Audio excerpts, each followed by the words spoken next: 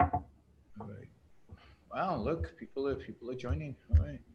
I haven't been on in a while. Neither of you. We haven't. We have not been on since before my last Tucker appearance in February, I think. 2 months. Yeah, it's been too long. Too long. All right, we've got a better schedule going forward. Okay, here we go. Excellent.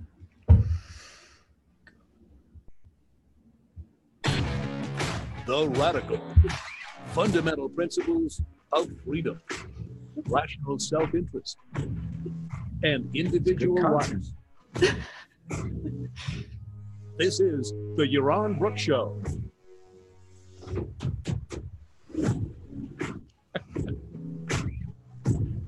All right, everybody, and welcome. It's been ages. I don't even know how long, about 2 months, I think, since Amy and I had a show. And since then, Amy's been on Carlson, and she's interviewed Shapiro.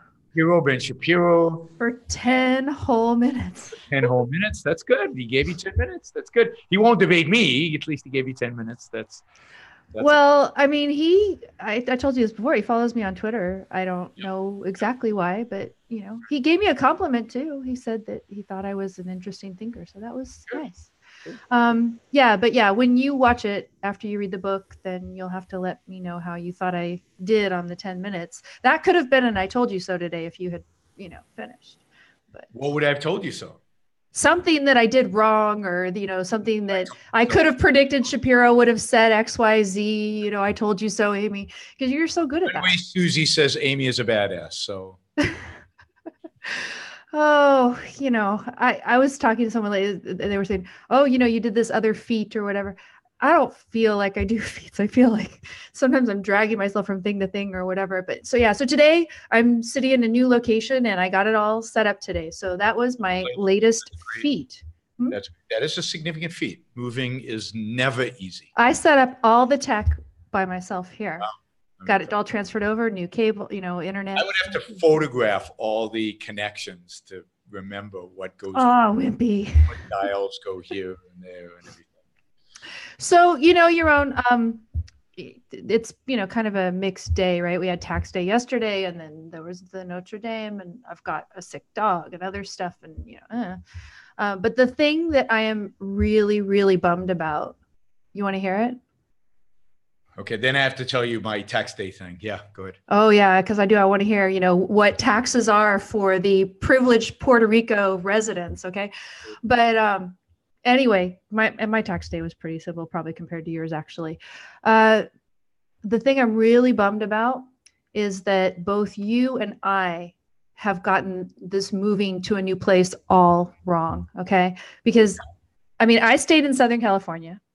Yeah. You went to Puerto Rico. Yeah. But guess where the New York Times says all the cool kids are moving? Where are all the cool kids moving? I don't know. Duluth. Minnesota. No, the cool kids. The kids who love the cold, they got it wrong, right? No, but see, there's this whole new thing, and you're just not one of the cool kids anymore, Yaron. I'm sorry. You try to be all edgy with the intro music and the stuff, but the new term is climate refuge. Oh, I saw that. That's insane. That's right. Too hot. And it's going to be so attractive to live in Duluth because now that it's getting warmer, they have, are you ready for this? They have fewer days per year when it gets to 30 below zero. So here's one I told you so. Here's my I told you so because it's already here, right? Okay, excellent. I have for years been saying, literally, I can't remember how long, but a long time. I've been saying as a joke, but really half serious, that global warming will finally make Canada habitable. And I think that's true of Minnesota as well. As somebody who's traveled a lot in Minnesota, has been there in February, has been there when it's minus 30, has almost killed himself skidding on the ice, driving in February in Minnesota. I can tell you, finally, if global warming actually happens, finally, a big portion of that state plus Canada will become habitable. Think of all the agriculture that once you get rid of that ice and you get that fertile land underneath the ice. We'll be able to grow all kinds of amazing things. So yeah, I'm looking forward to the day that the people in Canada and in Duluth, Minnesota are nice and warm. I'm not moving out of Puerto Rico, even if it gets warmer, because it doesn't really get that hot here. I mean, that's the amazing thing about Puerto Rico. And the other amazing thing is, well, I mean, I've kind of filed extensions on all my taxes. So yesterday passed without a whimper, but all I can say is it's so cool because my tax bill is going to be basically zero. I mean, it's insane how low my taxes are now that I live in Puerto Rico and how little I'll have to pay once all my taxes are done. But basically what you're doing is you're subsidizing the economy of Puerto Rico in lieu of paying taxes. No, I wouldn't call it subsidizing, right? So, well, I mean, you're there and to Puerto Rico, but 4% is minor. Probably pay for my police and for the things that the government. No. But what I'm saying is by renting a place there and stuff, you are stimulating the economy of Puerto Rico. Well, that's why I moved to Puerto Rico, because I wanted to stimulate the Puerto Rican economy. I was with a lot of people over the weekend at a conference, mostly people who I'd say, mostly who identify on the left.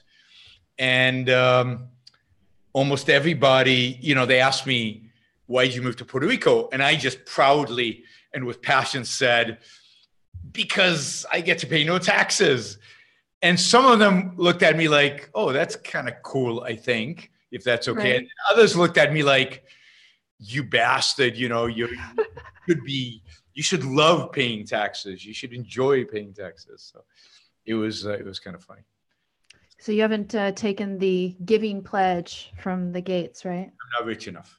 I'm never be rich enough. I ever in my life will I be rich enough to take the giving pledge.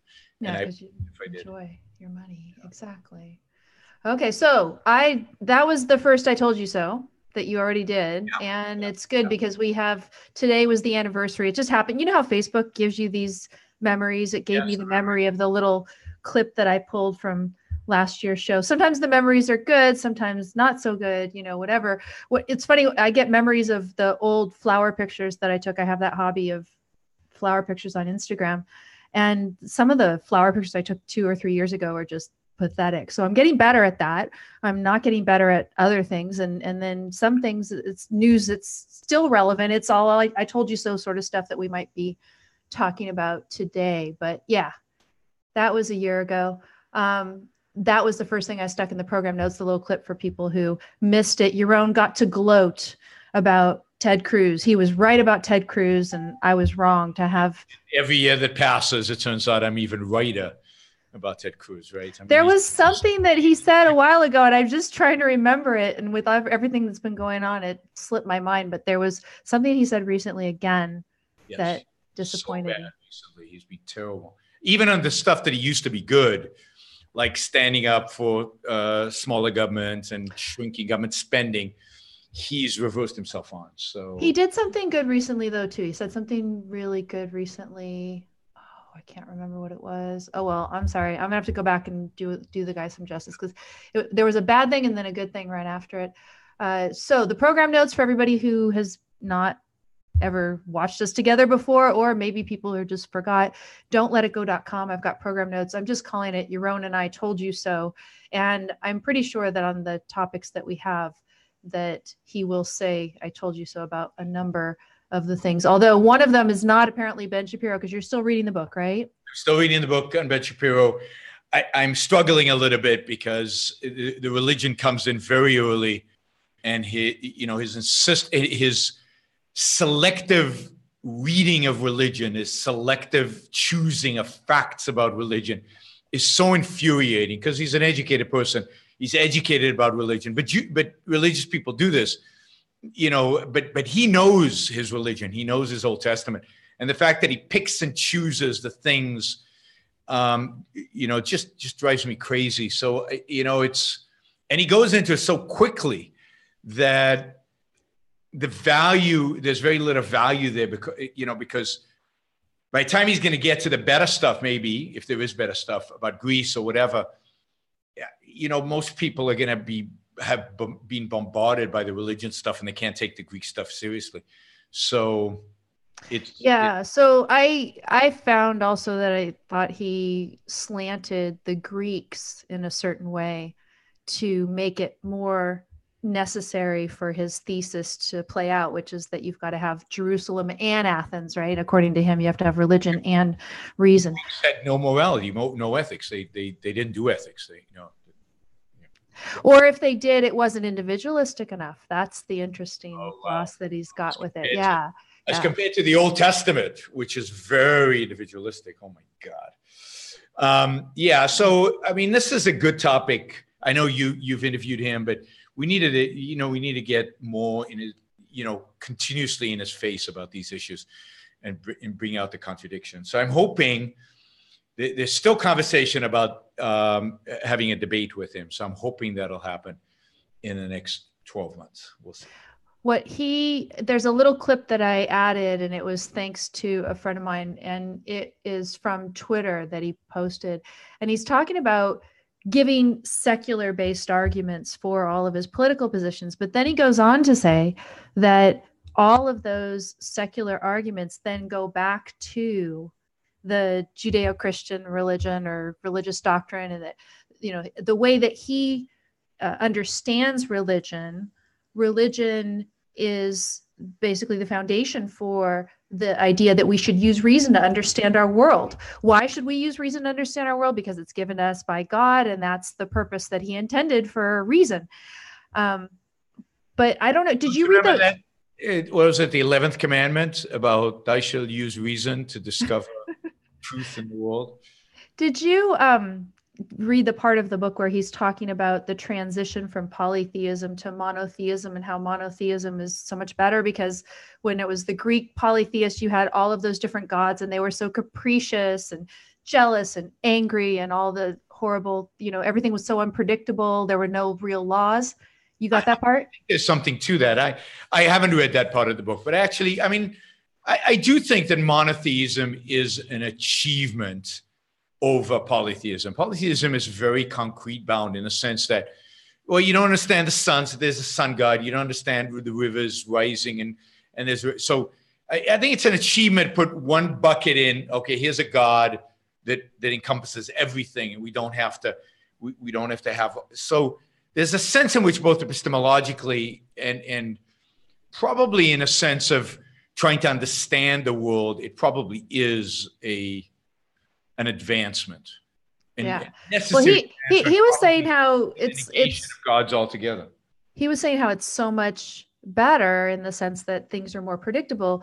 But the way he describes it, and he has to be honest about this, right, is that the single God that he believes in, operates according to certain laws. You mean like when usually most of the time, right? And then like sometimes there's the movement of the sun around the earth in the book of Joshua. No, but I think he means more about, when human beings are good, they're rewarded, and when human beings are bad, they're punished, and those, but we had, for instance, yesterday, what would have caused the whole fire at Notre Dame, right? Well, generally the problem of evil, which has plagued religions and Judaism in particular, because while Christianity solves the problem of evil with hell and heaven, there is no hell and heaven in Judaism, not in traditional Judaism. So they have a real problem with the problem of evil. How come evil people seem to do okay and good people die or horrible things happen to them or get into accidents and have horrible things.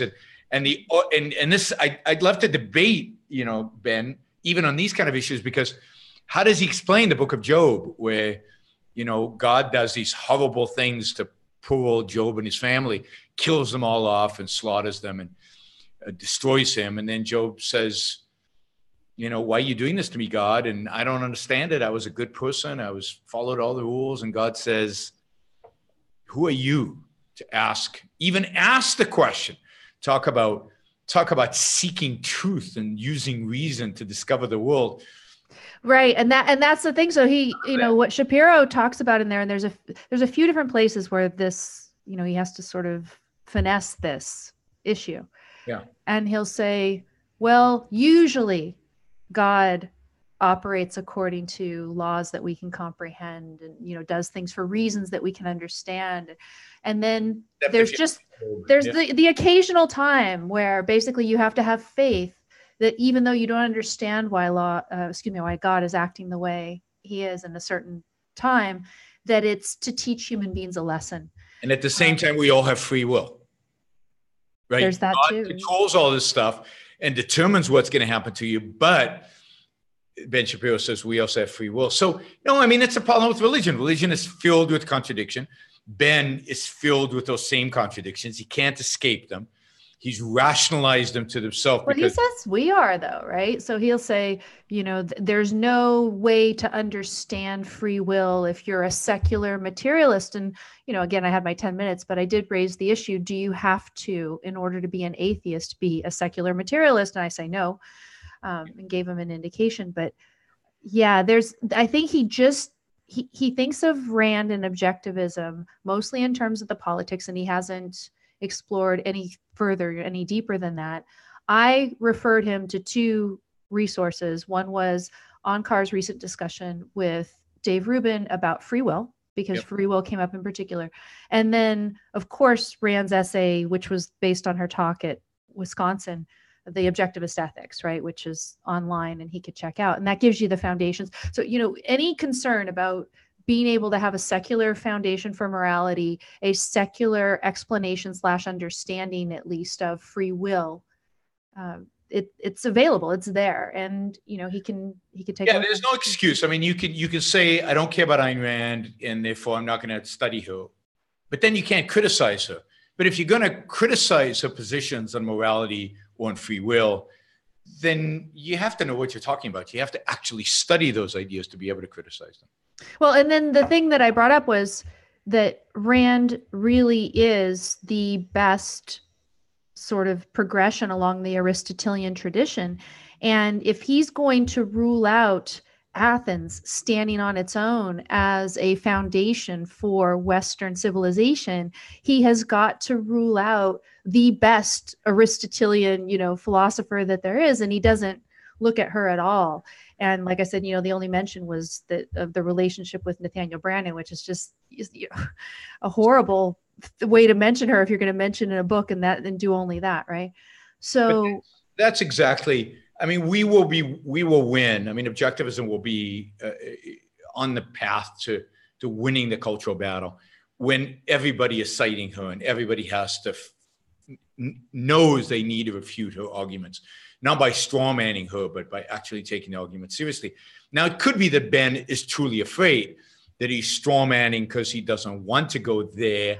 He sounded honestly ignorant, actually. He sounded like he was just more like he'd read the... Why strawman her? He read the fiction. Yeah. Right? You know, because he strawmans her all the time on Dave Rubin, on other shows. He claims to know what he doesn't know. So... He's judging based on his memory of things about the fiction, some of which is not fully accurate itself, but it's also a work of fiction. And so when he read, maybe there's certain things he didn't pick up from it from Atlas Shrugged.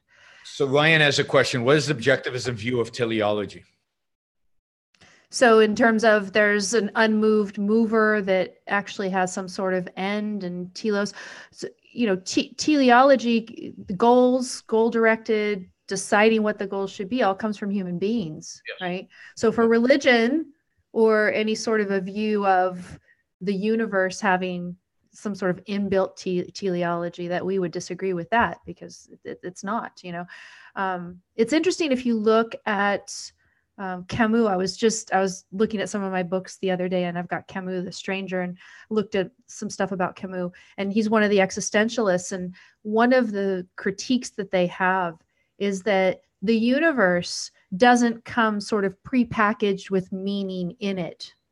And so if there isn't meaning already kind of inbuilt in the universe out there, then there cannot be any objective or solid, any kind of meaning of life.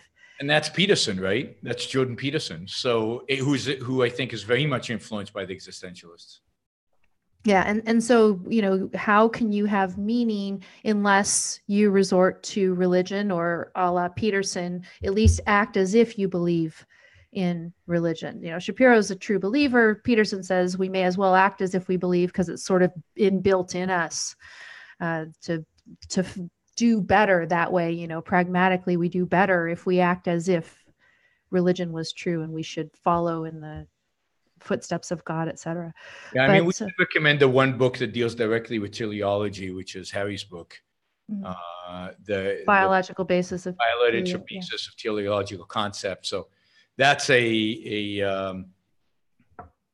Binswanger deals directly with the question of teleology. So I recommend, if you want to dig deeper into this question, I mean, for Rand, really the whole idea of forming goals becomes necessary and possible because we are living human beings with a certain nature, and the goals are going to be of our choosing within a certain range that are appropriate for human beings, meaning we have to support our lives using our rational faculty. So meaning is objective in the sense that it requires looking at the nature of the being that we are, the nature of the universe that we live in, and how we have to deal with the various, actual scientific laws that are out there, gravity and everything else, right, in order to make our lives. But within a range, and as long as we're complying with all of the laws that are applicable to our nature and the nature of the world that we live in, we have a choice to make meaning in our own lives. And a lot of people are uncomfortable with that, but it's perfectly objective. There's the facts out there and our interaction with them using a method appropriate to us. Yeah, and we don't have the goals pre-programmed into us, in spite of what the evolutionary biologists would tell you. No. Boy, we got abstract really quick, and I was going to do a lot of concretes and politics today, and here we are. All right. You want to move on from Ben, or do you have more on Ben? So with Ben, I guess I'll wait until you read, and then maybe we can pick up the topic again.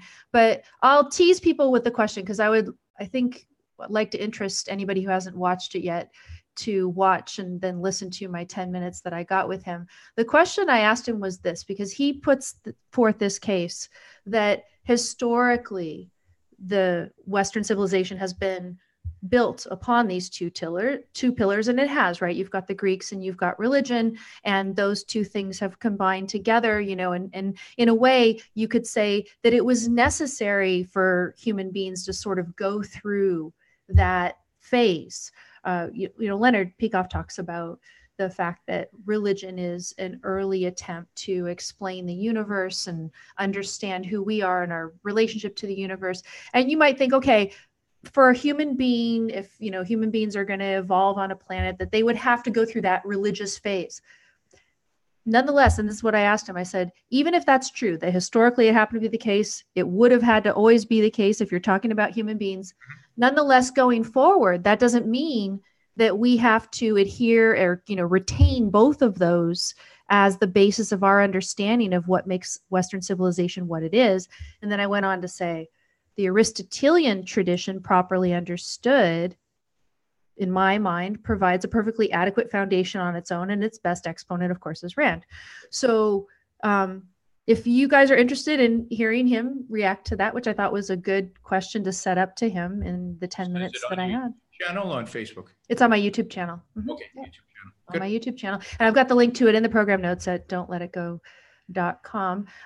So yeah, it was a cool interchange. He was still friendly, but I said I don't think he's going to be surprised when I ask him this particular question, because he follows me on Twitter. He knows exactly where I'm coming from, and it was nice to have that exchange. But I think he just really was trying to compartmentalize her more into politics, and that he's a busy guy too, and he's got kids and this whole publishing empire that he manages. He needs to make time to seriously consider these ideas. She's a threat to his beliefs, and the kind of Orthodox Jew that he is, he's not going to question that.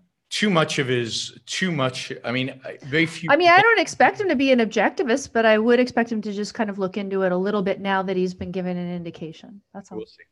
We'll see. Yeah. Anyway. You always have to remember, you don't debate these people to convince them. It's for the sake of the audience. And you don't the main reason to have Ben Shapiro on is to expand the audience. I don't look at it quite that way. I mean, I'm happy to expand my little audience. Some guy, when I tweeted out my announcement about this, and Ben Shapiro retweets my announcement about my discussion with him, some guy writes back and he says, the dozens of your listeners are going to be thrilled, or, like, yeah, okay, I've got dozens. I'm small fry, as I was saying, I'm small fry. But you expand by having Ben Shapiro on. But I also enjoy the interchange with him. I mean, I'm having a discussion with him, and he's quite a cultural influence. So that's a good thing too. Have just a little bit of influence with Tucker and Tucker's producer. And this is part of a whole conversation about ideas. It's not on Tucker to convince Tucker. No. You're not on Tucker to convince his producer. You're not on. I'm not going to convince them, but they see at least that there is this other point of view that is reasonable. Yeah. Yeah. Yep. That's was my small goal in the thing. Yeah. So Shapiro always gets credit for the facts don't care about your feelings, which I stuck in the notes as well. Let's go on to Trump. What would our show be if we didn't spend some time? I know. Criticizing Trump. We have to. It is an imperative. And today, actually, Trump gave me the opportunity to recycle this meme that I had so much fun with. I spent way too much time on, but it's one of these where I have to explain it and people don't get it. So whatever, but I call it my zombie economy meme. Trump was bragging yesterday about, what a great job he's doing. The forgotten voters of the 2016 election are now doing great. The steel industry is rebuilding and expanding at a pace that it hasn't seen in decades. Our country has one of the best economies in many years, perhaps ever. Unemployment numbers best in 51 years. Wow. And for me, I think of this as the zombie economy, that he is using government in a way to revive sectors of the economy that should have been dead, essentially. So it's the zombie economy, right? So we've got on my little meme, if you're looking at it at don'tletitgo.com or Twitter, wherever you guys follow me, you've got the U.S. Steel zombie riding Harley Davidson basically out of the country, because Harley Davidson is one of the companies that has suffered thanks to Trump's. I mean, the tariffs, right? He is in a position to brag about the economy because the economy is doing well, relatively speaking. It's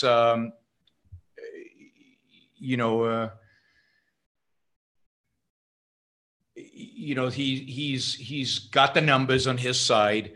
They're nowhere near as good as he would like them to be, and that's, I guess, your next thing about him complaining about the Fed. Mm-hmm. But they're nowhere near as good as he promised them to be, and we're not seeing the bad stuff. When a recession comes, that's when you see the bad stuff.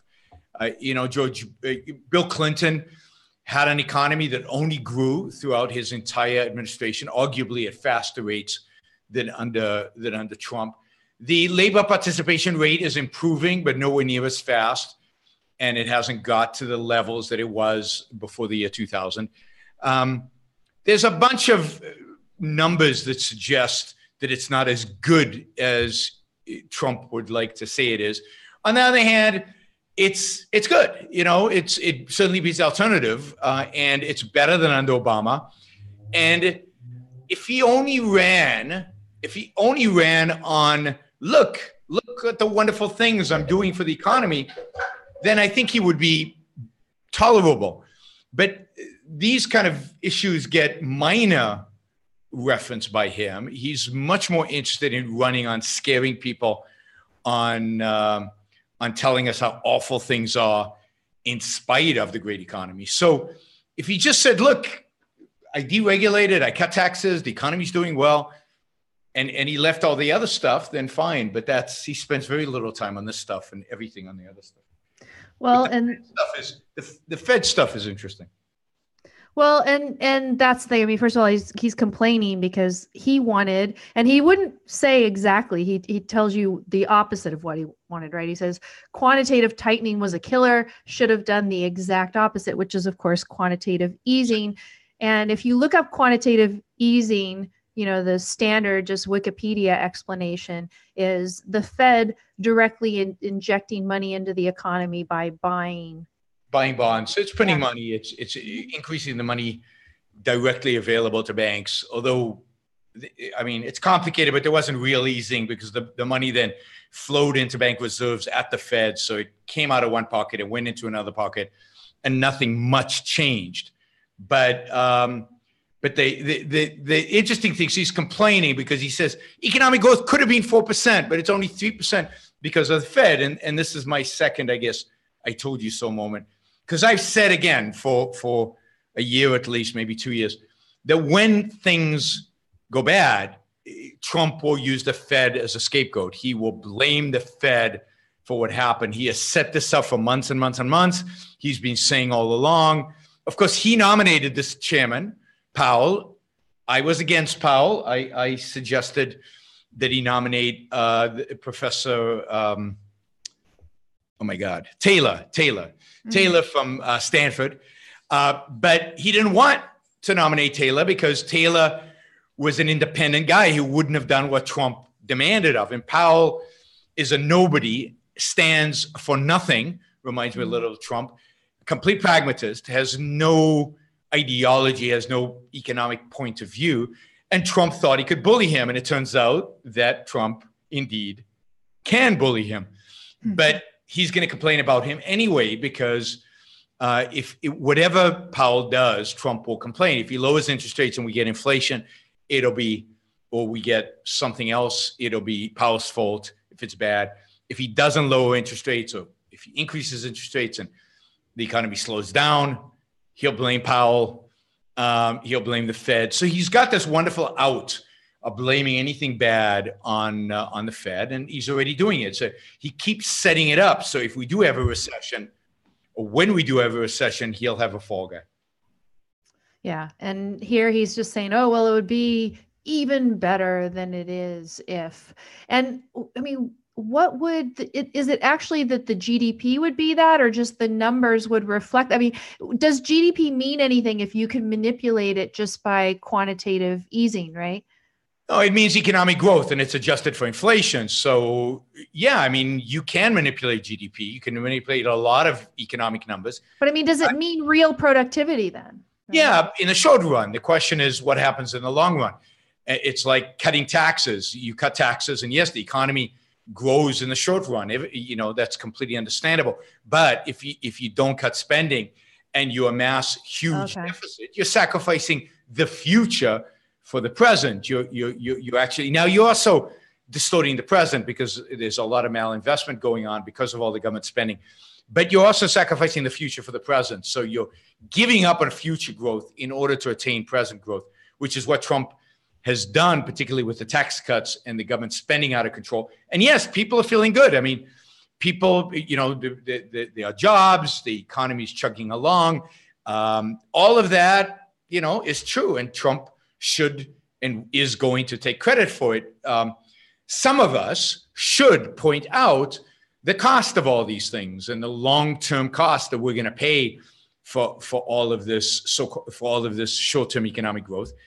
I don't think anybody's listening. I don't think anybody will listen to us because everybody is enamored with what's happening right now. But you can't run a $1 trillion annual deficit and think, unless you're, one of these MMT, unless you're OEC, which I think Trump is very similar to in many respects, you can't run $1 trillion deficits without there being a consequence. And Trump and Republicans have done nothing to try to reduce those deficits. We're already at 22 trillion, I think, of total debt. It's only going to increase dramatically under Trump. And then now it could take a long time before that manifests itself. You could say, to hell with it, in the long run, we're all dead, which is what Keynes said. And so who cares about the long run? But the fact is that feel good now, enjoy it, because it ain't going to last forever. And at some point, you're going to pay for it. Now, it could be that you won't even know that you paid for it. That's the other thing about economics. Often we don't know that we're paying for it because the economy might grow for decades at 2%, and we could have grown for decades at 4%. And the difference between 2 to 4% is unbelievable when you compound. Right. It's the difference between the wealth we have today in the United States and what Mexico has. Imagine if we'd grown to 2% less every year for the last 50 years, we'd be as rich as Mexico. So the difference is that compounding, and it's massive. So that's the problem with economics, the problem with life, right? The path you didn't take, you can't visualize. It's not real to you. I can hypothetically tell you what I think would have happened, but I can't show you. I can't point to it, and that makes people, particularly if they're concrete bound, it makes it impossible for them to actually observe the damage being done. There's enormous, unbelievable damage being done to the U.S. economy right now by this administration, by past administration, by everybody since the Bush administration, and everybody for the last 100 years. But it's definitely significant over the last two administrations. But much of that damage is not being seen. The economy since Obama has grown nicely. There were no recessions under Obama. The economy grew, and that economic growth has accelerated a little bit under Trump.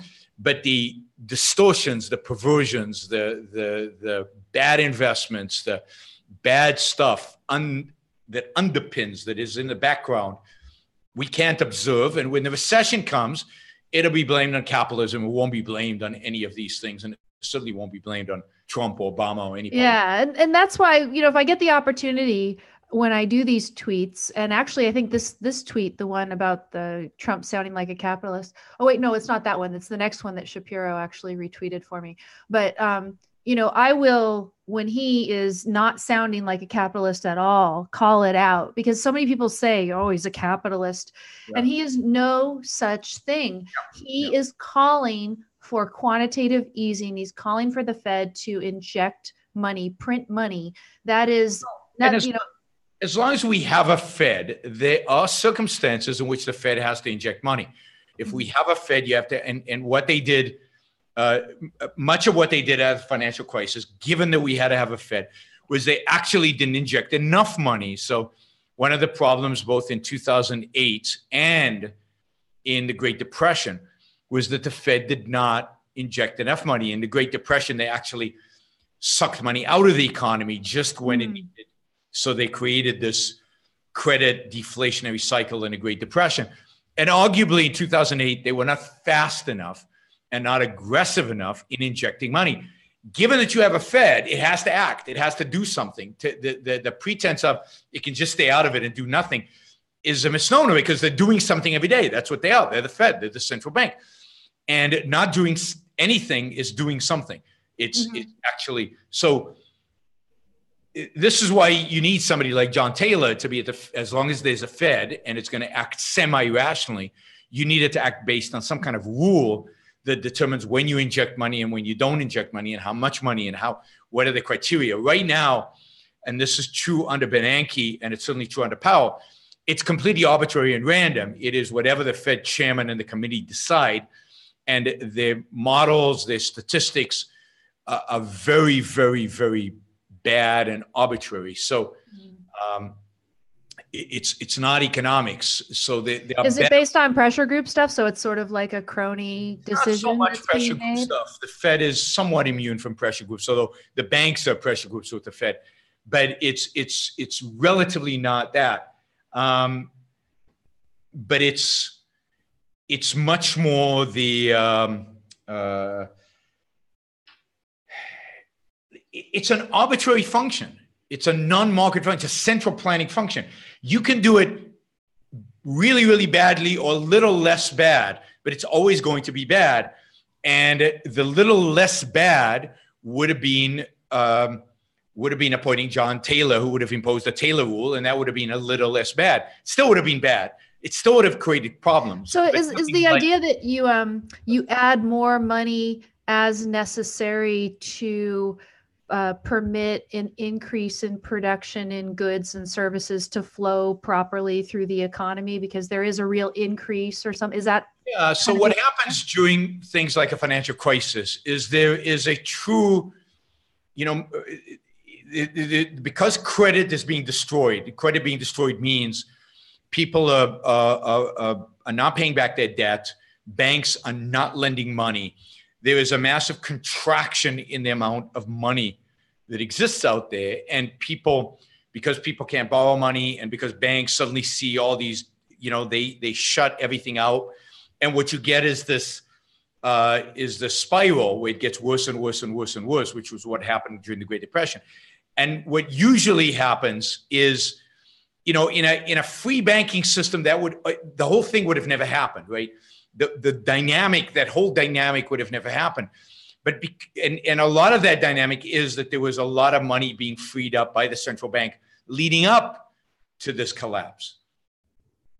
So central bank needs, during periods in which that collapse is happening, to, in a sense, back up the banking system with liquidity, back it up with financial resources, with money, to facilitate the continuation of economic and financial transactions.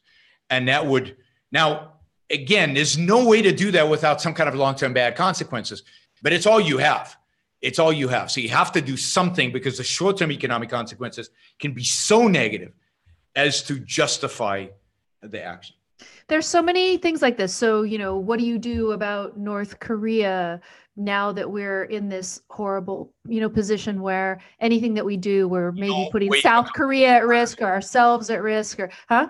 You don't wave a communist flag with the leader of one of the most brutal dictatorships in the world. Right. But there's so many things like this in which our government has been pursuing a wrong, immoral, destructive policy for decades, century or more, whatever.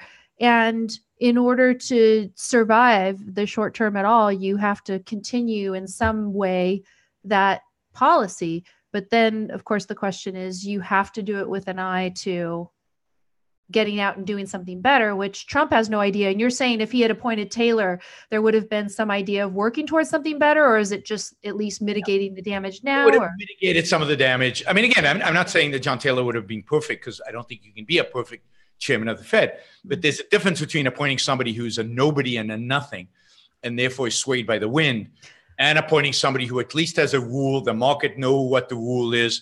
It creates some stability and predictability, and it helps the market know what's going on. Whenever you have an institution like the Fed or bad foreign policy, like with North Korea or the Middle East, what you need to do is start unwinding the bad foreign policy. You need to start unwinding. And the first thing to do with the Fed is put it on a rule-based system and then ultimately dissolve it. But, nobody's talking about dissolving it. So at least make it as predictable as possible. At least make it so that people understand what it's doing, why it's doing, when it's doing it.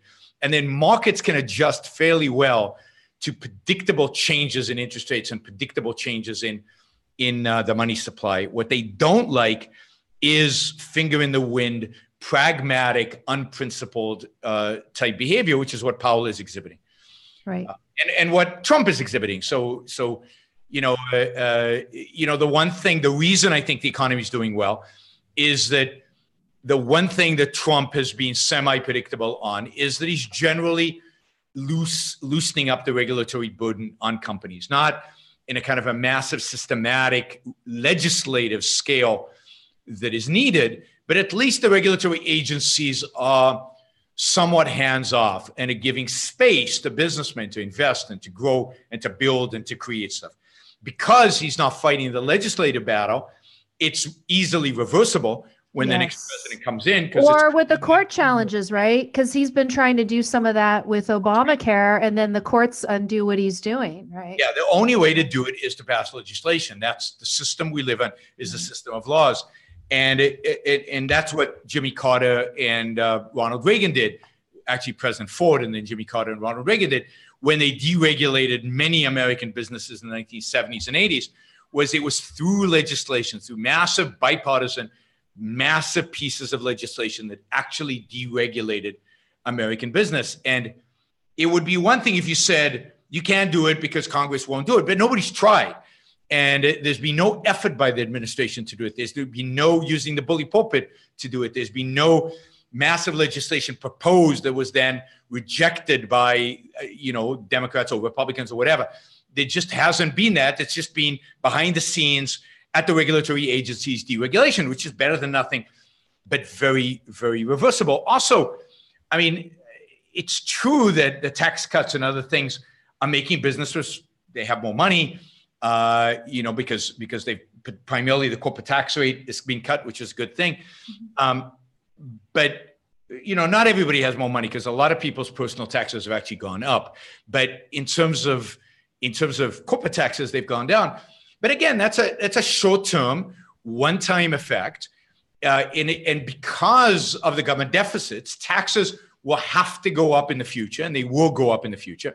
So yes, feel good now, invest now, but long run, what all of this has done is created massive instability in terms of the long run. And zombie economy. It's the zombie economy. Nobody is fighting for the long-term health of the U.S. economy. Nobody's bringing it up. Nobody's arguing for it. That, if the Republicans used to be so-called fiscal conservatives and used to fight for some kind of fiscal responsibility, which they did under Obama quite successfully, and government spending shrunk significantly under Obama, they're not under Trump. They're quite the opposite under Trump. They're spending like there's no tomorrow. If Republicans used to talk about reforming entitlements, which is the largest spend which both distorts markets, primarily the healthcare market, and is bankrupting us, Republicans have stopped talking about reforming entitlements. So the agenda of slowing down spending and the agenda of entitlement reform have been taken off the table by Trump, maybe one of the most damaging things that he's done. And by doing that, yes, you're feeling good now. The economy's doing well now. You're investing money. You think you've got more freedom in the short run, but you've also sacrificing your long run viability as a business because at some point you're going to have to pay for all these things. At some point, A is A. Reality is what it is. It doesn't move based on your whim or based on Trump's whim. Facts don't care about your feelings. Facts don't care about your feelings. We shouldn't quote Ben Shapiro too much. I shouldn't, even if he's good. Well, I don't think he invented that. I doubt that he was the first one to ever say that. I mean, it could be right out of Ayn Rand, right? So we've got a couple of super chat questions. So let's do these quickly. Okay. This is right up your alley, Amy. So this is perfect. Some people think exposing government documents that prove corruption and war crimes and tyranny is wrong. Are Assange, Snowden, and Manning heroes? Yeah. So this is in our program notes, actually. Again, program notes, don'tletitgo.com. I have a link to the story about the Julian Assange arrest. And because of this, worried, because we're the ones that are indicting him and extraditing him, right? I worried that perhaps Snowden would be next. And why? Because I don't think that Trump sees a difference between Assange and Snowden. And I see a difference between we know his Secretary of Assange State and Manning and Snowden. We know both the Secretary of State doesn't see a difference, and John Bolton, his chief, what do you call it? His national security advisor doesn't see a difference. Both. I debated Bolton. I had that opportunity right after the Snowden revelations, and Bolton is all over Fox News saying that Snowden should be tried for treason and hung and all these. And I debated him about Snowden then, just weeks after the Snowden revelations in 2013. Snowden, in my view, is very different. Snowden did two things. First of all, he exposed a systematic violation of citizens' rights by our government that was occurring through the NSA and everything else, right?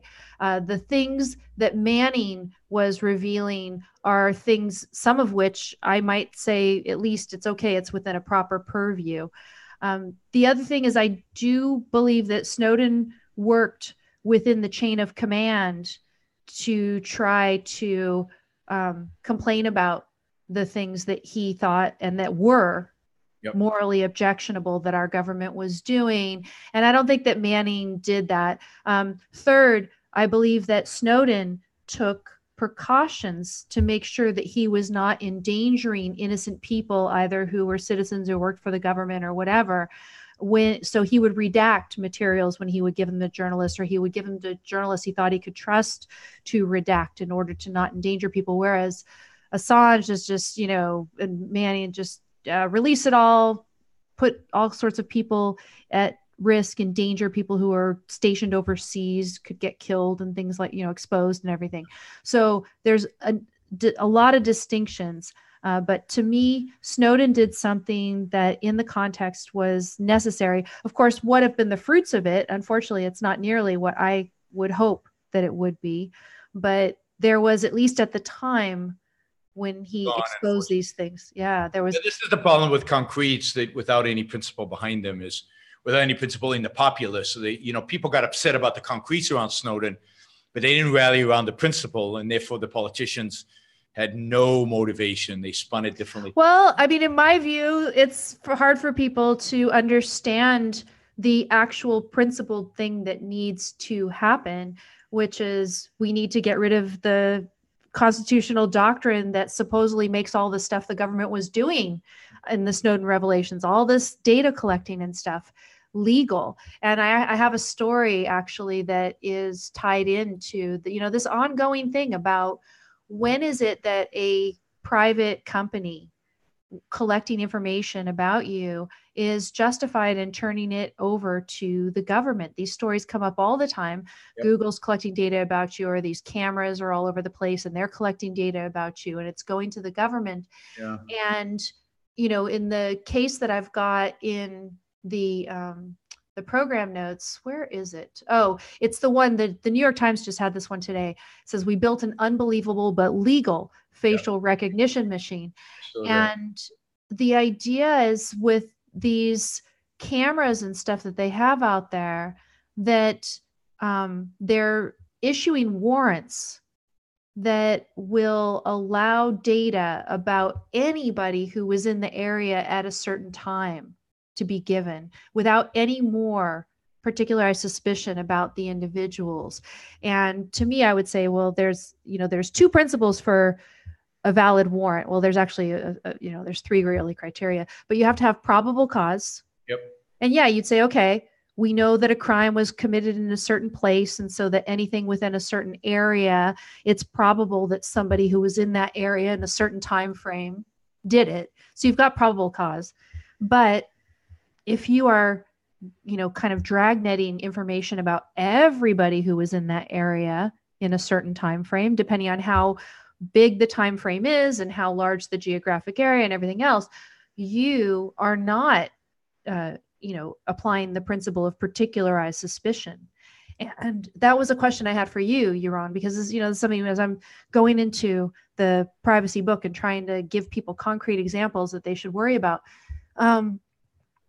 Do you think it's fine, that this is enough particularized suspicion that, within 2 hours of the crime in a certain, 10-mile radius or whatever, anybody that the cell phone companies say was in that area, they're going to put in this database and start searching about them? Or do you think you have to have more in order to apply this principle of particularized suspicion, such that government shouldn't be getting data about you unless they have that?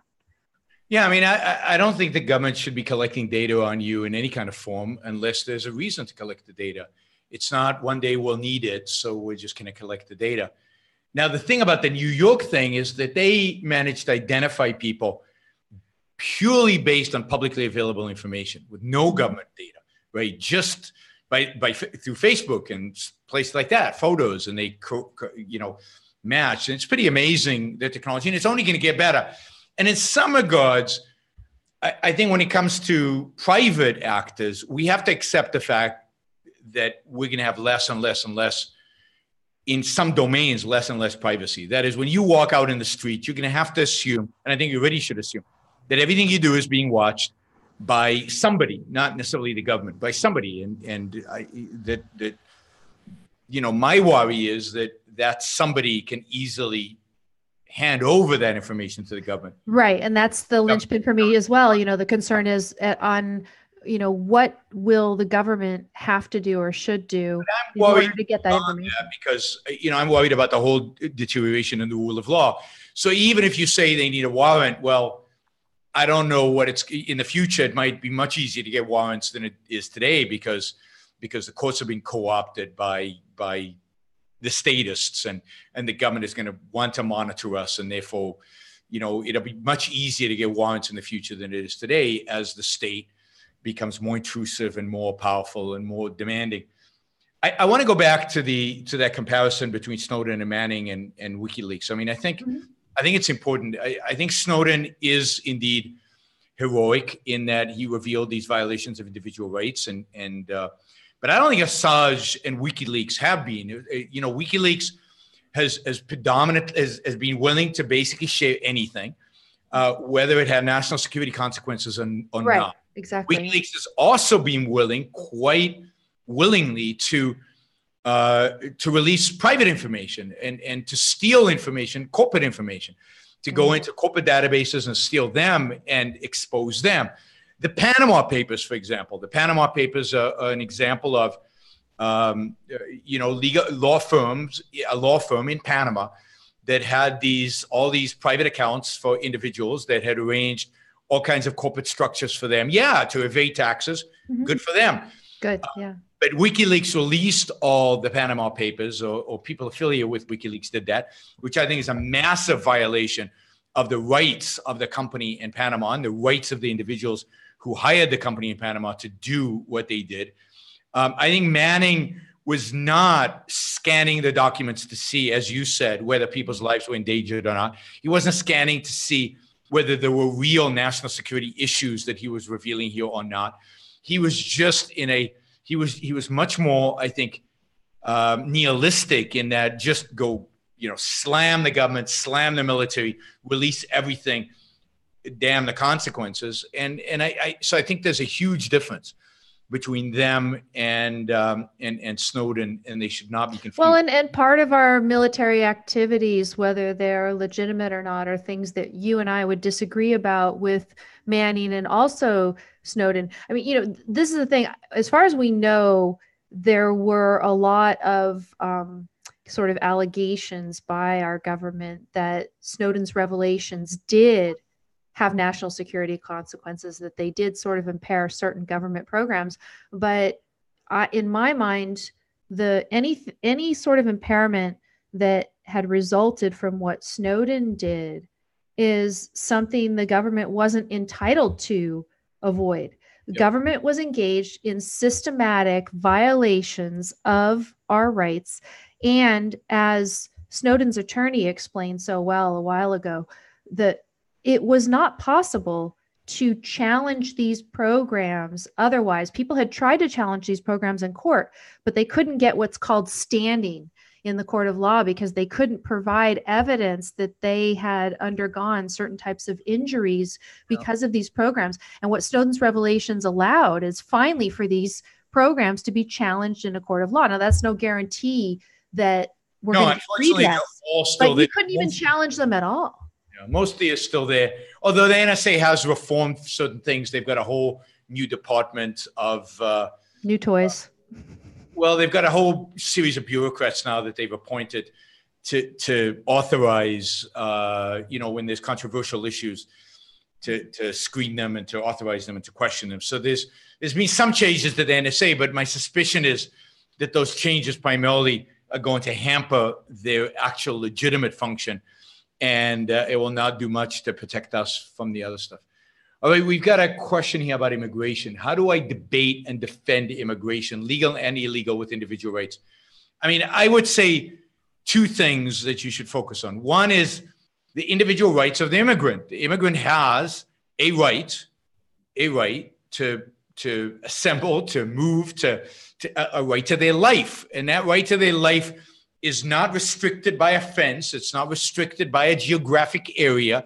You have an inalienable right to your life, which means to the actions you rationally deem necessary for your survival and for your thriving. And if that means moving to the United States of America, because that's the place you can survive or thrive, and you cannot survive or thrive where you're living right now. And there are people here who want to hire you, who want to offer you a place to live, invite you into their homes. Yes. What about the individual rights of Americans who want to hire you and who want to offer you a hotel room or offer you a place to work or offer you an employment contract or offer you a bunch of other things? What about their right where am I infringing on anybody's rights? By driving my pickup truck down to Mexico and hiring a bunch of people to come and work in my plant. Isn't that my inalienable right as an American? So I think both the immigrant have rights to pursue their life. And as long as they're not violating anybody else's rights, they have a right to do that. And they're not. By just crossing a border, no rights have been infringed on. And the second is, what about the rights of the American to hire, engage in, contract with, whomever they want, as long as it's not rights infringing. Brandon asks, is Assange a net good? I don't think so. I think he's a net bad. I think he has stolen property. You can't say a thief, because once in a while he steals from other crooks, but usually he steals from normal people. Is a net positive, because sometimes he steals from crooks. He's a thief. He's a bad guy, and his motivation is the wrong motivation. His motivation is not the protection of individual rights.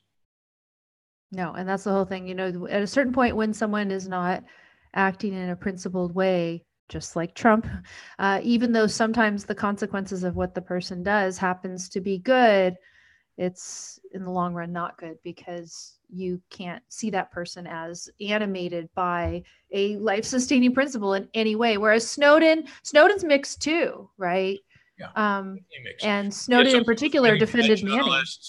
The journalist, he actually shows you with the really, really bad, and he said some really awful things. But on net, I'd say that he is a good guy, and his intentions were basically good. With that particular set of revelations that he did, yes, definitely. And boy, the risk to himself as well.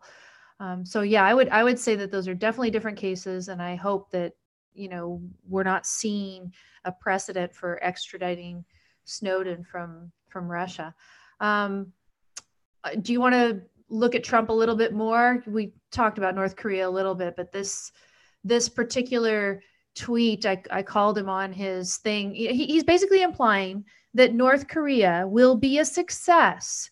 All they have to do is give up their nuclear weapons so that we withdraw our sanctions, and boom, the economy will just take off, And what I try to do in this tweet, I used every last one of the 280 characters, is say, hey, this principle that's supposed to be behind sanctions, right? The reason that we do sanctions is because this is a regime that poses threats, that initiates force, threatens against other countries, right? This is why we're doing it.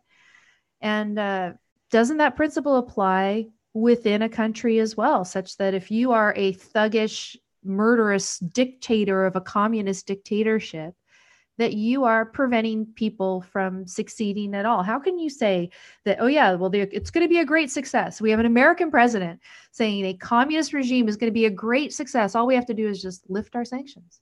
Well, because he doesn't understand where economic growth comes from, and he thinks like a statist. He thinks like a central planner. And he also thinks, oh, we'll just pour capital in there like we did, I don't know, in China, or like we did in the Marshall Plan or whatever, and things will just happen, ignoring the fact that the Marshall Plan involved free countries, or mostly free countries like Germany and France and the UK, and that China didn't grow, even though we lifted sanctions under Mao Zedong, until Deng Xiaoping came in and actually opened up the economy and actually freed up and provided real economic freedom. So what he should be encouraging Kim to do, sanctions or no sanctions. To some extent, Kim can just liberate his economy and open up his borders and create relative economic freedom in North Korea, even with American sanctions. That's what he should do, right? It's not like he should succumb to American demands that he dismantle his nuclear program. What he should really do is just, let go of the reins of control and the reins of power over his own people. He doesn't need the lifting of American sanctions in order to grow his economy. What he needs in order to grow his economy is freedom for his people. Yep. And that's what he's denying them. So it's the opposite. It's not sanctions that create economic growth. It's freedom that creates economic growth. And for freedom, he doesn't even have to give his nuclear power up. You could tweet him and say, hey man, don't worry. You don't have to give up your nukes. Right. Keep your nukes. Who cares? just open up your economy and liberate your people and resign or commit suicide. That would be ideal. But, go away. That will make North Korea rich. But this is the thing he doesn't get.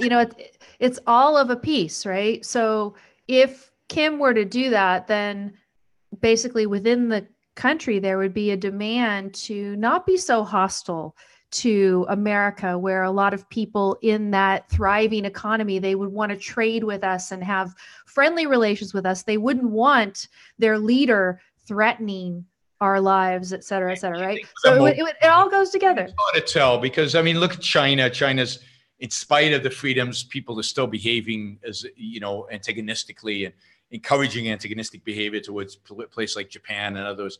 So it's not obvious that that's the case, but it's upside down and it's more, Trump's whole policy towards North Korea is maybe one of the most revealing policies of all in terms of what his true nature, Trump's true nature is. And that's his nature is, a nature of an authoritarian and a nature of somebody a central planner who doesn't really understand what it takes, but a complete and utter narcissist.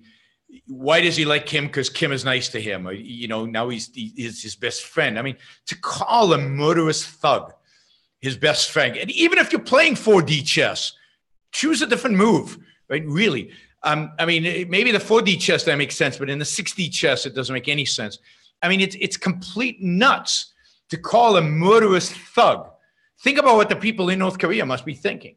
Mm-hmm. Think as in comparison to the way Ronald Reagan talked about the Soviet Union and the impact that had on, for example, solidarity and people within the solidarity movement that got immense moral courage from the fact that the leader of the free world or the semi-free world was supporting them and was standing up to the Soviets. And you get the exact opposite from Trump. And and what about the effect on Americans too? Now, any Trump supporter that I've heard is basically saying, oh, well, he's just, buttering up 4D chess, et cetera, et cetera. But we have an American president talking about a brutal, thuggish communist dictator, both in a friendly way and in a way that implies he actually believes that you could be successful, whatever that means,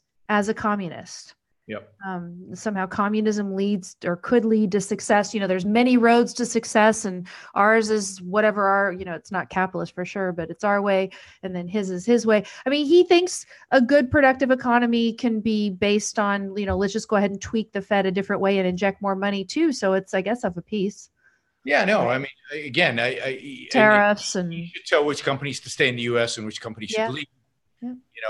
And he should decide on all these kind of nitty-gritty details. He is at heart. I always used to tweet that he was the CEO in charge, or, the central planner in central planner in chief, right? Yeah. Central planner in chief, and he acts that way, and that's how he thinks.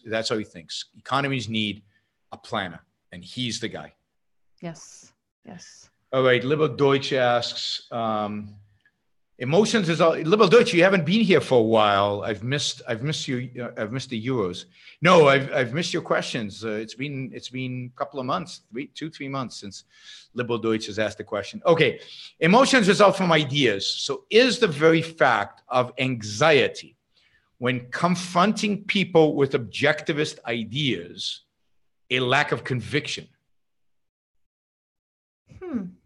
Is the very fact of anxiety when confronting people with objectivist ideas a lack of conviction? I'm not sure who you're talking about. Who is this that has anxiety when confronting people with objectivist ideas?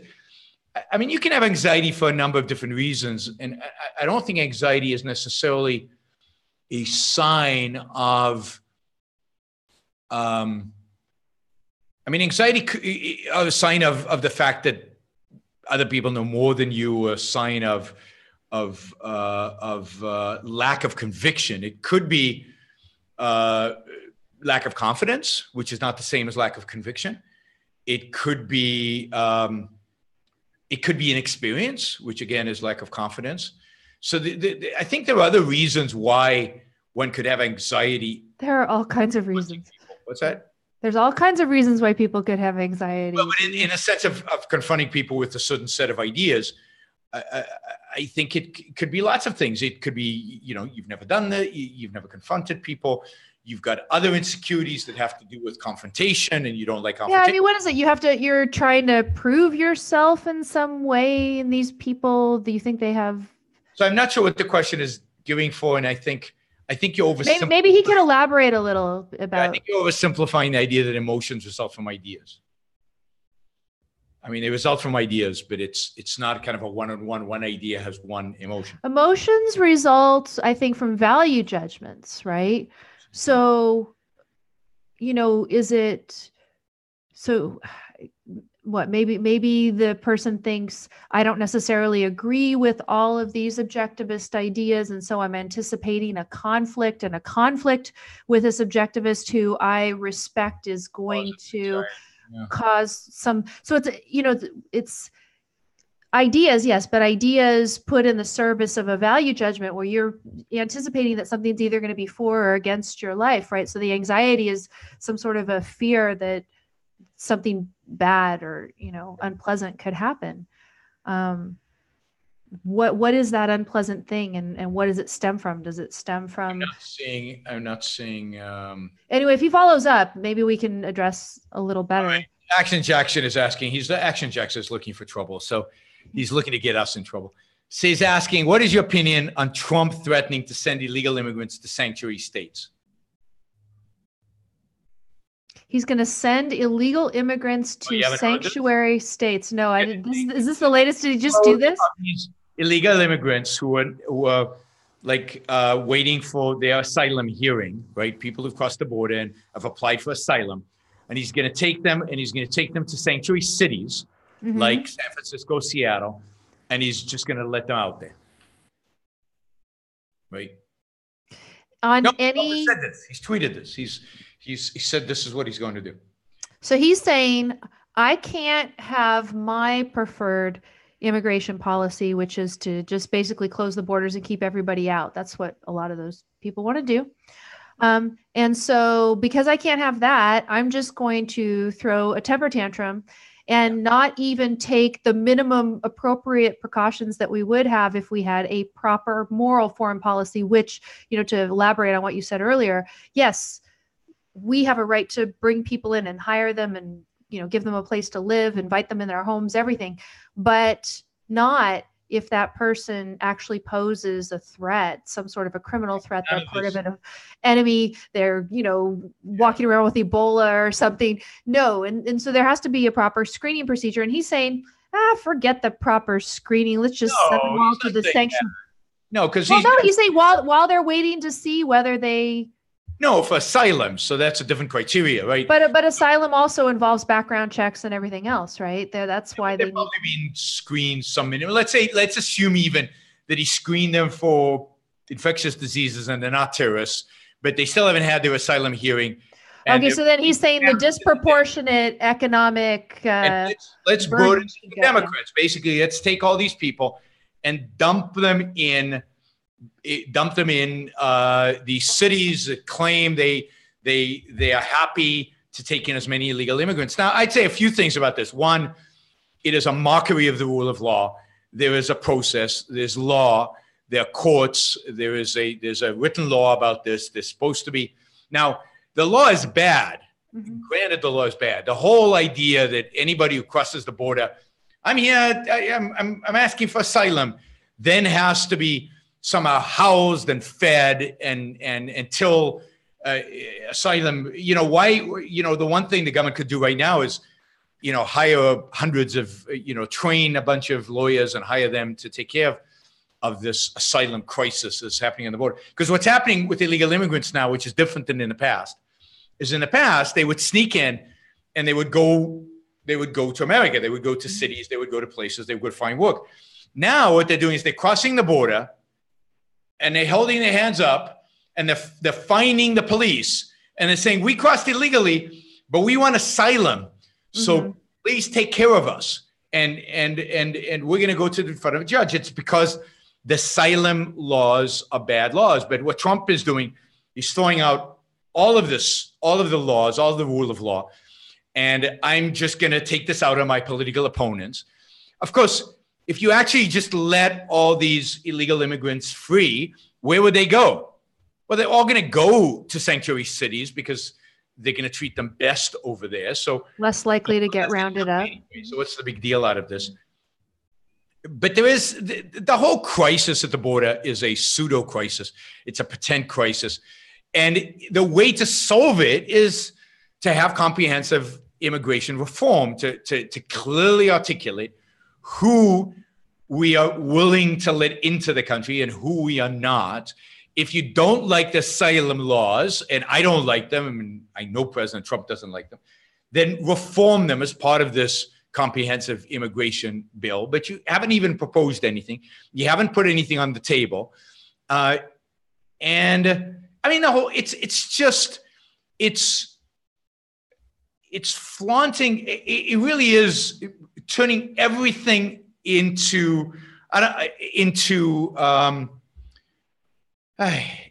turning everything into politics, turning everything into Republicans versus Democrats rather than actually issues. And I don't think sanctuary cities are mockery of the law. Sanctuary cities are basically saying, we're not going to force a law that we believe is irrational. I mean, who cares? So I'm sure there were cities in the US that during Prohibition did not enforce the laws against alcohol. Sanctuary cities for alcohol distribution. Fine. You want to hear an interesting? Law is irrational. You know, not enforcing that law. I wish there were more sanctuary cities for drugs. I think, and if you want to see that play out, what's season 3 of The Wire? I think it's season 3 of The Wire, where they create a sanctuary city for drugs. In a sense, they legalize drugs in the city, and what a beautiful outcome it has. So I have no problem with sanctuary cities not enforcing particularly laws when the laws are so irrational, so stupid that they, you know, that and they're not violating anybody's rights, right? It's not like I'm not enforcing murder. I'm not enforcing the laws against stealing. I'm not enforcing an irrational law that relates to how you define a legal immigrant versus a non-legal immigrant. And the laws are so arbitrary and so irrational that he probably doesn't want the problem solved, right? Because then he can continue to talk about there's this emergency and he's the savior who's going to close the borders and get it all done regardless of Congress not working with him. He was just tweeting within the last day, I believe, about, Democrats, they have to come and solve the immigration problem. Exactly how? Everybody's just punting everywhere. I'm being accused of advocating for anarchy. So he's legalizing marijuana on a state level. Is that anarchy? Because it's still illegal federally. So is California, Colorado, all these states that have legalized marijuana. By doing so, have they basically established anarchy? Because they're not enforcing federal law. On the contrary, they're snubbing federal law. They're actually saying, we don't give a shit about federal law. We're just going ahead and doing our thing. I'm saying there's certain irrational laws that if certain jurisdictions, the feds can still prosecute those laws, but their jurisdictions, they're not going to enforce. Again, none of these laws are rights violating laws. If it was a rights violating law, then absolutely, sanctuary anything would be wrong. But again, there was a really doesn't violate rights. Smoking marijuana doesn't violate rights. Right. Drinking alcohol doesn't violate rights. States decide how much of their budget is going to be allocated towards police doing X, Y, or Z. They can decide, I'm not going to go and enforce federal laws on immigration using my local police. There was a really interesting case recently that touches on this immigration issue and the tension. Motel 6, the chain, was told to pay $12 million, I believe, because they handed over their records, their guest records, to ICE.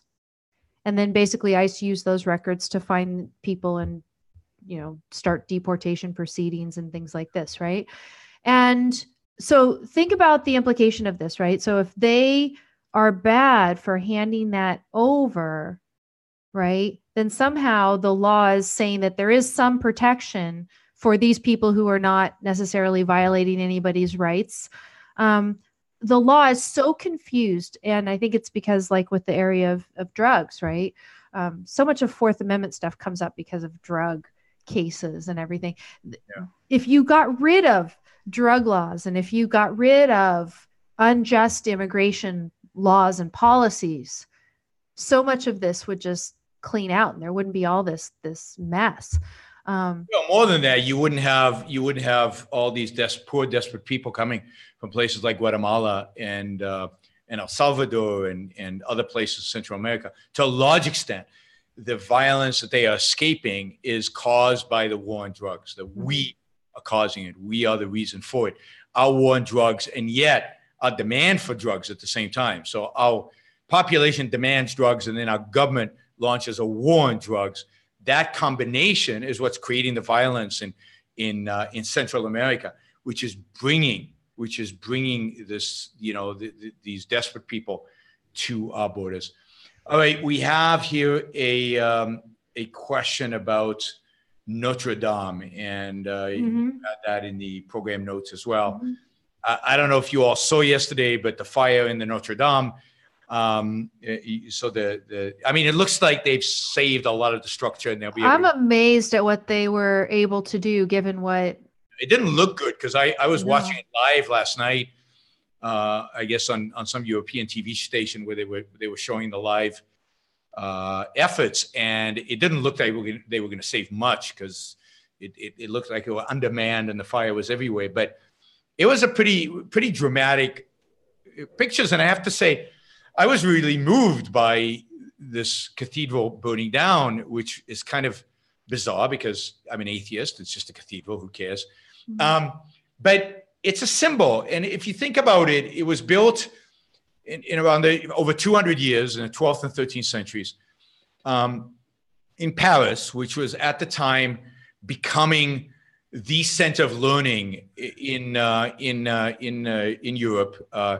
It's about the same time as Aristotle is kind of making the first few little footsteps into Western Europe, thanks to those evil Muslims who preserved them in their libraries in Spain. And, so Aristotle is coming back. This is about, Averroes is not Averroes. What's his name? Averroes, yeah. Yeah, he's a little later, but it's generally the same time in European history. This is the birth, in many respects, this is the birth of Western civilization. Now, the cathedral, in many respects, represents the opposite of Western civilization because it represents faith and everything. But its towering heights, its grandeur represent that period between the Dark Ages and the Renaissance, between the Dark Ages and ultimately the Enlightenment, when with the rejection of much of Christianity. It's symbolic, in many respects, it's symbolic of kind of the rise of the West and the rise of Western civilization, the architecture and the grandeur of it. And to see it burn like that in France right now, given everything going on in France right now, struck me as very symbolic to kind of the decay and the death of the West. And I found it quite striking and quite emotional to watch it burn. It's a beautiful building. I remember being in Paris many times, looking at it, being inside of it, I think once or twice, but certainly looking at it from every place in Paris, you could see it. It's the second tallest building after the Eiffel Tower. And it was very much a symbol, I think, of the rise of the West. And the rise of Paris as a cultural center, which it begins to be with the Notre Dame, the Cathedral of Notre Dame. That roof that was destroyed, I guess 2/3 of it was destroyed, and there was this whole section of it that was constructed of some intricate structure, interweaving structure of beams, wood beams. And I read in one article that it said that engineers hadn't completely understood even the principle on which it was able to stand, and bear weight and all the stuff that it's done for centuries.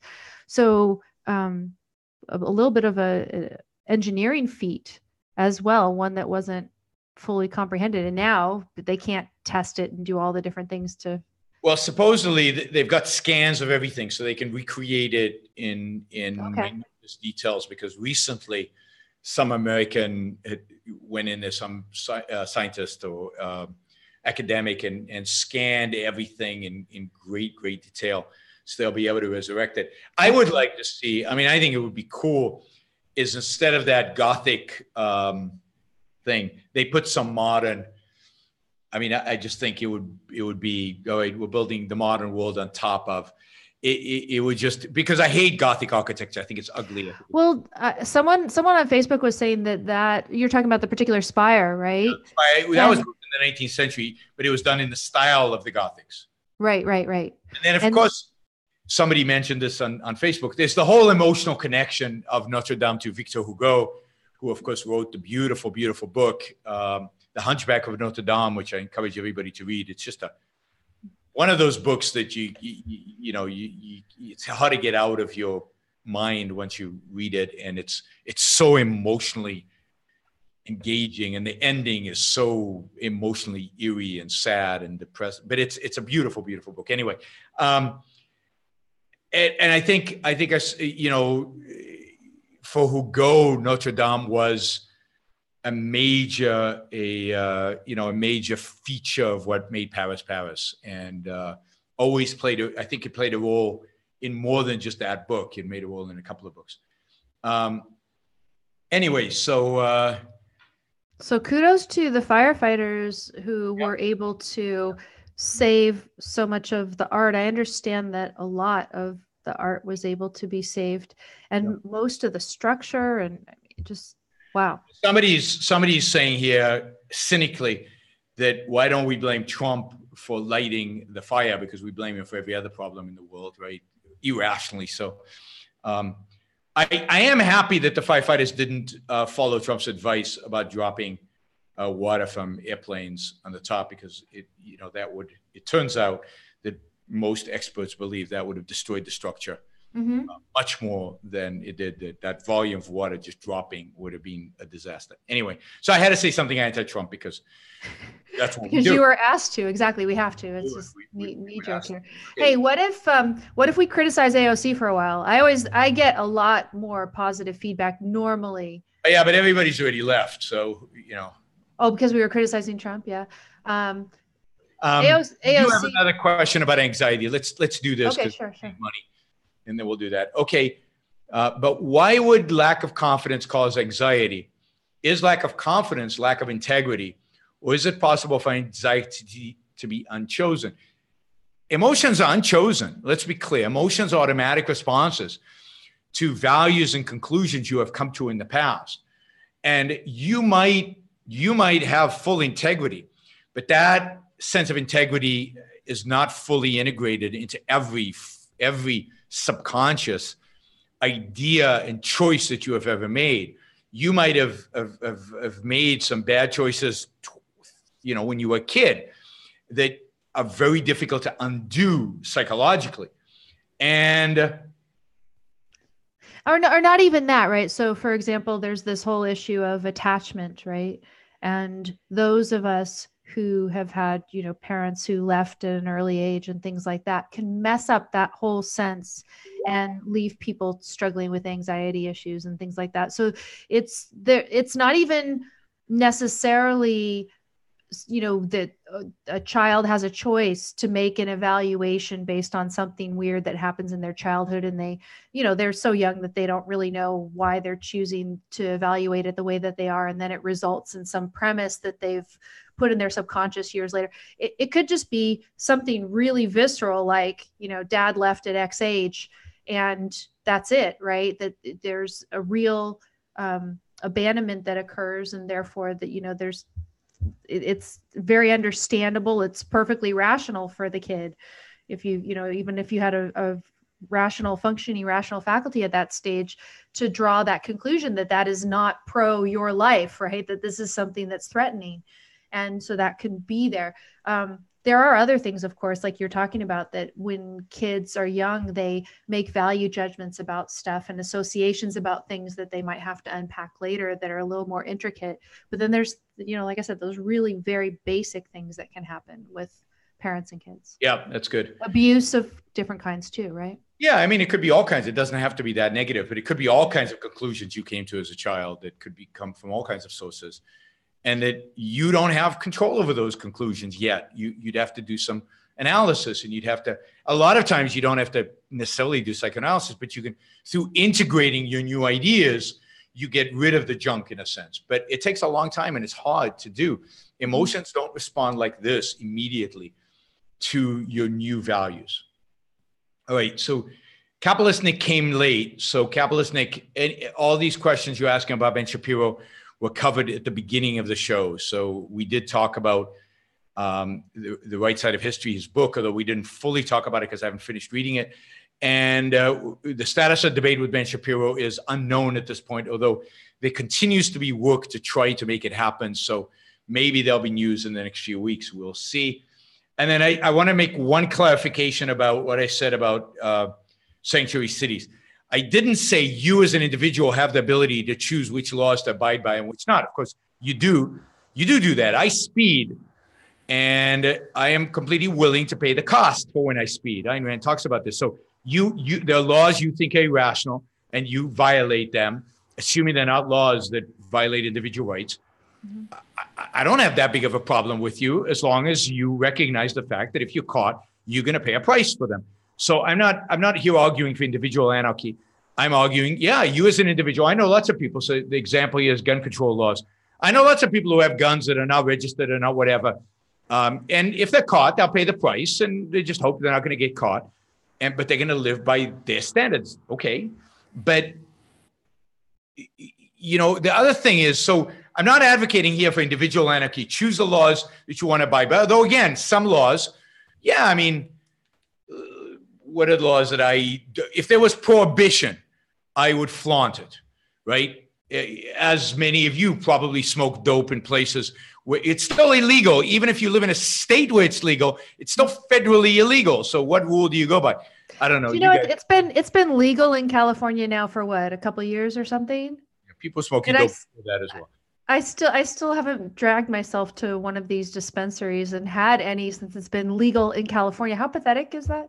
That's not pathetic. That's good for you. I mean, what do you need dope for? What do you need that for? Well, I mean, just, one time, just, okay, it's legal and it should be legal. And it does that. Not interested.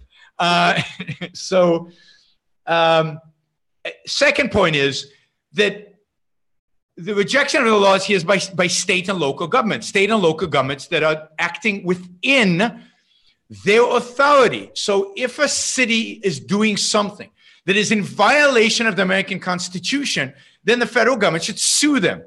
If a state is doing something that goes against federal law and violating the Constitution in some fundamental sense, then sue them.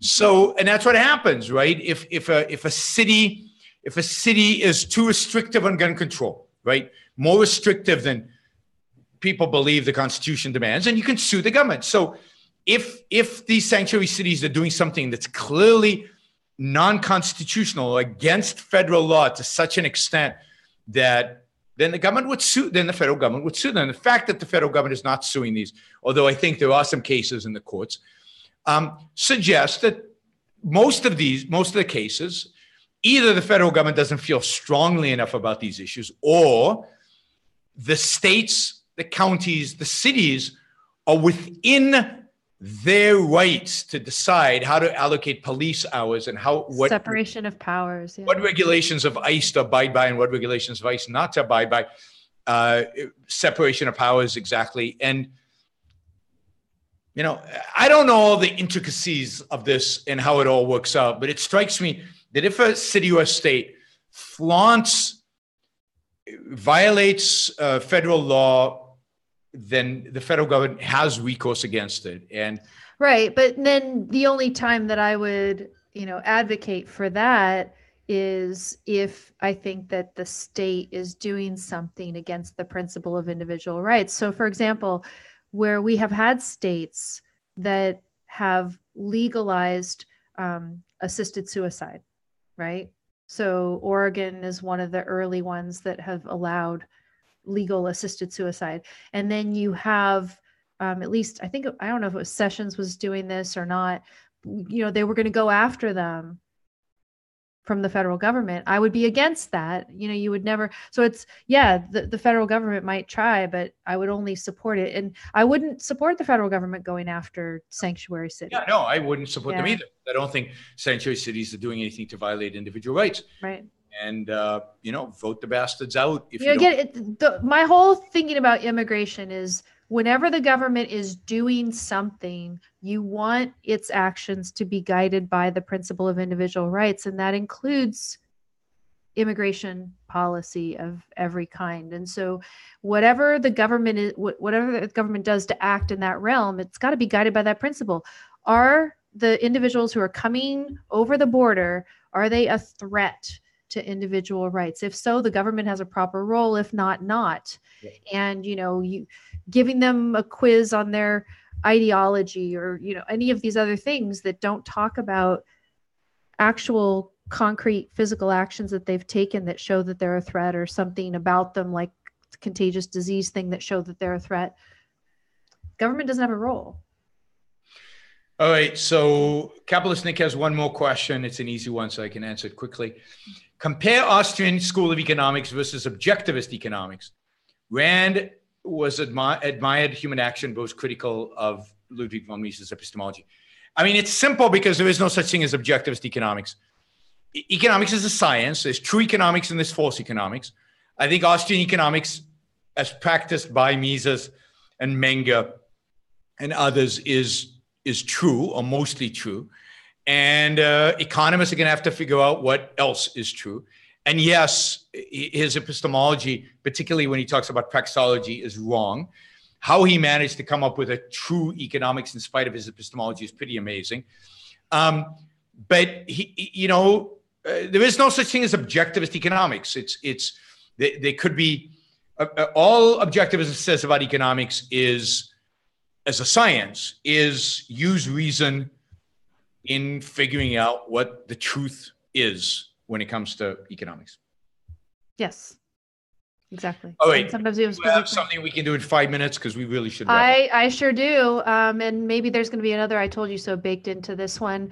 It is the Melinda Gates interview from the New York Times, where, and I do have one excerpt here in particular in which she's, and there's all sorts of income inequality issues all through it. So it's exactly right up your alley because of your book on inequality. But this one really struck me, and they, of course, had used a pull quote to highlight it as well.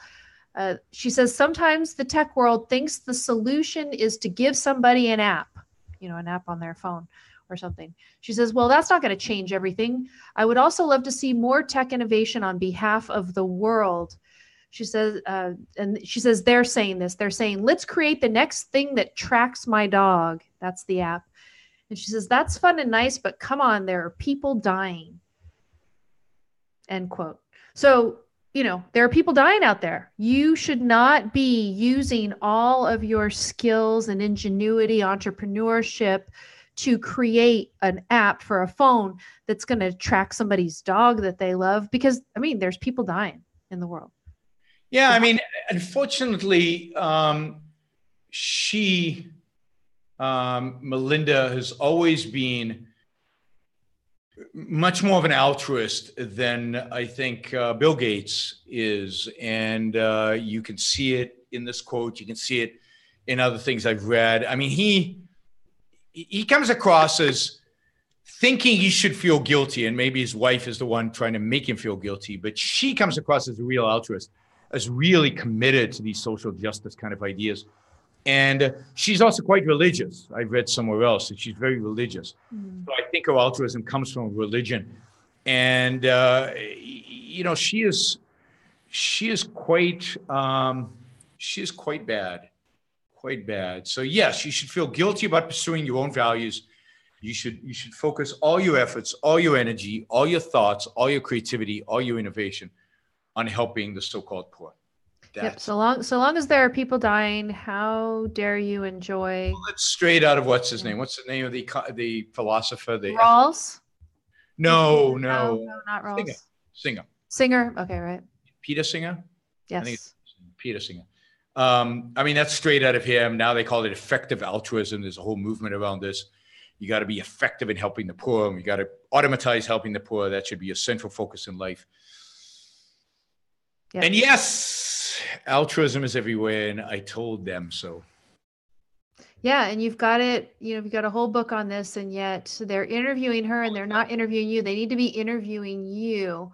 Yeah. So, but yeah, a thing that tracks your dog is tremendously valuable. And then of course it creates jobs for everybody else. And it does help. It was a great conference over the weekend. Really interesting. I mean, everybody who doesn't like me would hate this conference, because it was a conference of, by invitation only, about 200 people. I've never been in a room with more successful people than in that room. I mean, they were all either unbelievably successful tech entrepreneurs, or unbelievably successful Wall Street people, or unbelievably successful, some academics like law professor, or a lot of neuroscientists, a lot of like scientists, astrophysicists, neuroscientists. And the criteria for being in the room was you had to be super successful. I don't know, it was nice that they invited me, but it was amazing that to be, and of course they're not philosophical and they have bad ideas and they're all kind of most of them are leftists, but it was just inspiring to be in a room where everybody around you had achieved something really significant in their life in the productive world. And, everything else, it was a shame that they didn't get the right philosophy, but it was also admirable what they had done in life. So did you get to talk with some of them and maybe nudge them a little, or no? Well, I did a lot of nudging, but okay. I don't know how effective it was. They weren't exactly, I mean, I'd say the other thing unique about this room was, and I'm not allowed to say what happened at the event because it's supposed to be, sure. Private, but I will say I was one of the oldest people in the room. Mm-hmm. So I'd say the average age was probably late 30s. So these are people not only being successful fast, being successful, incredibly successful at a very young age. Even the scientists were relatively young. And it was, there were few people who would be associated with kind of a free market perspective. We were a handful, but, probably less than a handful. But yes, I nudged. There was a lot of conversations, lots and lots and lots of conversations. You talk all the time, constantly, in small groups. The whole conference is built around small group conversations. And so conversation about all kinds of topics, all kinds of issues. And everybody saw Ayn Rand Institute on my name tag, raised an eyebrow. It was really, really interesting. But I got to nudge them a little bit. But they're not exactly an audience that I think can be nudged a lot. These are people, unfortunately, already fixed in their ways. But I did what I could. If I go back, we'll do a little bit more. We'll see if the real challenge with these organizations, this conference is, do you get invited a second time? Because they monitor your behavior during the first time. And they only invite the people they want to invite back. So it was interesting. It does sound interesting. Definitely. Okay. Well, I'm going to be speaking at an event, but we'll have time to talk about it again next week. I'll just get people, get people to think about it now. On May 8th, I am going to be speaking at an event that Jonathan Honig set up with the Heartland Institute, and that is outside of Chicago in Arlington, I believe. And I'm going to be there with Jonathan, and then also Richard Salzman. Richard and I were contributors to the book, A New Textbook of Americanism, that Jonathan Honig recently published. So, a contributor too, but I was not invited to this event. You weren't invited. Well, probably somewhere you were invited, but your calendar was already booked or something. I'm anticipating. I think you travel so much. I'm in Singapore or something when this event's happening or something. Poor you. I got a violin and, but yeah, I'm excited. So come on out. People go to Chicago. If you're in Chicago, anywhere near Chicago, go see Amy and Jonathan, and I think Richard Salzman talking about Americanism. Talking about Americanism, what it is, should be a fun event sponsored by the Heartland Institute. Institute I'm very, very friendly towards, and I've spoken there a number of times. They're really, really good people, and some of the premier, one of the premier organizations that speaks on climate change, on global warming, anti-climate change, anti-global warming. So they're good organization to be affiliated with. So they're not all moving to Duluth anytime soon. They're not moving to Duluth. They're in Chicago. They've got a property in Chicago. They've got a building. That's probably where you'll be speaking. You'll have a packed house because they always fill the room. That'll be fun. I'm looking forward to it. So anyway, yeah. So all right, everybody. Where are you in the next week or so? What are you doing? I'm here. I'm in Puerto Rico for 2 whole weeks. Okay. I get to Puerto Rico for 2 whole weeks. After that, I'm going to be in Austin, and then I'm doing something in the middle of nowhere, Virginia, like William and Lee College or something like that. It's like something. Anyway, middle of Virginia, no airports for at least an hour drive in any direction. I'm going to be speaking there, and then I go to Dallas and then to Asia, and I'll be in Asia for 2+ weeks. Sometime when you're in California again, we'll have to actually do a show in the same room. Well, do you think that's possible? Yeah, July. We can do that in July. Okay. Well, we've never done that. That'll be weird, but we should try. Another mic. We'll put 2 cameras on. We'll make it work. It'll be fun. Yep. Yeah. William and Mary? Is there William and Mary? I don't know where it is. It's in the middle of nowhere. But in the meantime, we have one show next week, so that's great. I'm looking forward to it. Thank you, sir. So more I told you so's. We'll see if you can give us some more next week. We'll keep doing those. All right. Thanks, Amy. Thanks, everybody. Thanks for joining us. Don't forget to share. Don't forget to support us. Are you still on Patreon? I am not. I'm just doing PayPal right now, and then I'll set up something. How's your Subscribe Star thing? Is that good? Should I do it? That's fine, but I'm trying to get as many people signed up on my website as possible. So most of the people I think have shifted, but I still have like 200 people still on Patreon. So those of you still on Patreon, please move to either Subscribe Star or to yaronbrookshow.com/support. And you can support Amy on don'tletitgo.com. When they do that with you, with your /support, is that through PayPal then? They just set up kind of a monthly thing? Is that what they do? Payment on PayPal. Okay. So it's good. It's good. Awesome. Thanks, everybody. Thank you. I will be back Thursday. Amy and I will be back next Tuesday. Thursday, 8 p.m. East Coast time. See you all in a few days. Bye, everybody.